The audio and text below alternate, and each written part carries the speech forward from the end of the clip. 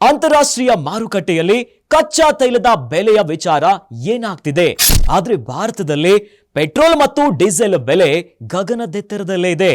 Guarantee guarantee guarantee, ಇದು guarantee news. ಸುದ್ದಿ ಖಚಿತ, ನ್ಯಾಯ ನಿಶ್ಚಿತ. ನಮಸ್ತೆ ವೀಕ್ಷಕರೇ, ನಾನು ಅಖಿಲೇಶ್ ದಬ್ಬೆಕಟ್ಟೆ.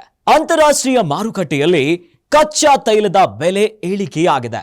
ಆದ್ರೆ ಭಾರತದಲ್ಲಿ ಪೆಟ್ರೋಲ್ ಮತ್ತು ಡೀಸೆಲ್ ಬೆಲೆ ಗಗನದೆತ್ತರದಲ್ಲೇ ಇದೆ. ಬಹಳ ಪ್ರಮುಖವಾಗಿ ಪೆಟ್ರೋಲ್ ಮತ್ತು ಡೀಸೆಲ್ ಬೆಲೆಯ ವಿಚಾರ ಆಗೋದೇ ಅಂತಾರಾಷ್ಟ್ರೀಯ ಮಾರುಕಟ್ಟೆಯಲ್ಲಿ ಕಚ್ಚಾ ತೈಲ ಬೆಲೆ ಯಾವ ರೀತಿಯಾಗಿ ಇರುತ್ತೆ ಅನ್ನೋದ್ರ ಮೇಲೆ. ಆದ್ರೆ ಈಗ ಅಂತಾರಾಷ್ಟ್ರೀಯ ಮಾರುಕಟ್ಟೆಯಲ್ಲಿ ಕಚ್ಚಾ ತೈಲದ ಬೆಲೆ ಇಳಿಕೆಯಾದ್ರೂ ಕೂಡ ಭಾರತದಲ್ಲಿ ಯಾಕೆ ಬೆಲೆ ಕಡಿಮೆ ಆಗಿಲ್ಲ? ಚುನಾವಣೆ ಹೊತ್ತಲ್ಲಿ ₹2 ಕಡಿಮೆ ಮಾಡಿದ್ರು ಪೆಟ್ರೋಲ್ ಮತ್ತು ಡೀಸೆಲ್ಗೆ.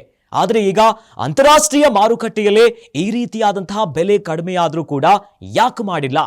ಇದನ್ನ ಸಾರ್ವಜನಿಕರು ಕೇಳುವುದರ ಜೊತೆಯಲ್ಲಿ ಕೇಂದ್ರ ಸರ್ಕಾರವನ್ನ ಈಗ ವಿಪಕ್ಷಗಳು ಕೇಳ್ತಾ ಇದೆ. ಹಾಗಾದ್ರೆ ಅಂತಾರಾಷ್ಟ್ರೀಯ ಮಾರುಕಟ್ಟೆಯಲ್ಲಿ ಕಚ್ಚಾ ತೈಲದ ಬೆಲೆಯ ವಿಚಾರ ಏನಾಗ್ತಿದೆ?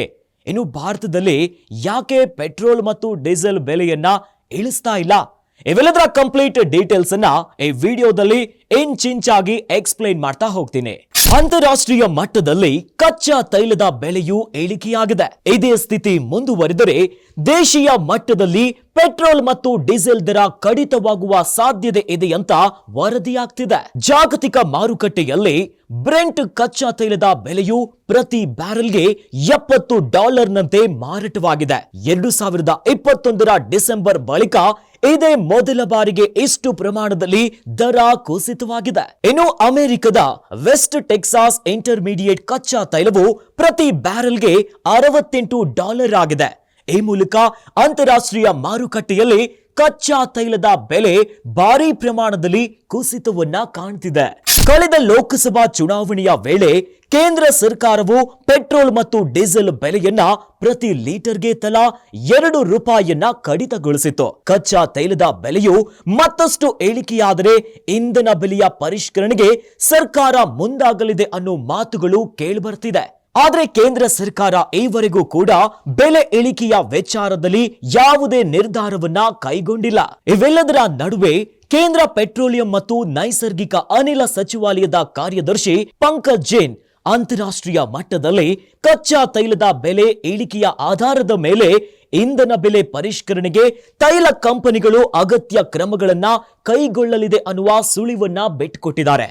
ಈ ಮೂಲಕ ಭಾರತದಲ್ಲೂ ಕೂಡ ಪೆಟ್ರೋಲ್ ಮತ್ತು ಡೀಸೆಲ್ ಬೆಲೆ ಇಳಿಕೆ ಆಗುತ್ತೆ ಅನ್ನುವಂತ ಸುಳಿವು ಈಗ ಬಿಟ್ಟುಕೊಟ್ಟಿದ್ದಾರೆ. ಇನ್ನು ಮುಂಬರುವ ದೀಪಾವಳಿ ಹಬ್ಬದ ವೇಳೆಗೆ ಅಥವಾ ಮಹಾರಾಷ್ಟ್ರದ ವಿಧಾನಸಭಾ ಚುನಾವಣೆಗೂ ಮೊದಲು ತೈಲ ಕಂಪನಿಗಳು ಪೆಟ್ರೋಲ್ ಮತ್ತು ಡೀಸೆಲ್ ಬೆಲೆಯನ್ನ ಪ್ರತಿ ಲೀಟರ್ಗೆ ₹2 ಕಡಿತಗೊಳಿಸುವ ಸಾಧ್ಯತೆ ಇದೆ ಅಂತ ಬ್ರೋಕರೇಜ್ ಸಂಸ್ಥೆ ಎಂಕೆ ಗ್ಲೋಬಲ್ ಫಿನಾನ್ಷಿಯಲ್ ಸರ್ವಿಸಸ್ ಹೇಳಿದೆ. ನೋಡಿದ್ರಲ್ಲ ವೀಕ್ಷಕರೇ, ಅಂತಾರಾಷ್ಟ್ರೀಯ ಮಟ್ಟದಲ್ಲಿ ಕಚ್ಚಾ ತೈಲದ ಬೆಲೆ ಯಾವ ರೀತಿಯಾಗಿ ಕುಸಿತವನ್ನ ಕಾಣ್ತಾ ಇದೆ. ಇನ್ನು ಭಾರತದಲ್ಲಿ ಯಾಕೆ ಇನ್ನು ಪೆಟ್ರೋಲ್ ಮತ್ತು ಡೀಸೆಲ್ ಬೆಲೆ ಇಳಿಕೆ ಆಗಿಲ್ಲ ಅಂತ ಸಾರ್ವಜನಿಕರು ಪ್ರಶ್ನೆ ಮಾಡುವುದರ ಜೊತೆಯಲ್ಲಿ ಕೇಂದ್ರ ಸರ್ಕಾರವನ್ನ ವಿಪಕ್ಷಗಳು ಕೂಡ ಪ್ರಶ್ನೆ ಮಾಡ್ತಿದೆ. ಮುಂದಿನ ದಿನಗಳಲ್ಲಿ ಕೇಂದ್ರ ಸರ್ಕಾರ ಯಾವ ನಿರ್ಧಾರವನ್ನ ಕೈಗೊಳ್ಳುತ್ತೆ ಕಾದು ನೋಡಬೇಕು. ಗ್ಯಾರಂಟಿ ನ್ಯೂಸ್, ಸುದ್ದಿ ಖಚಿತ, ನ್ಯಾಯ ನಿಶ್ಚಿತ.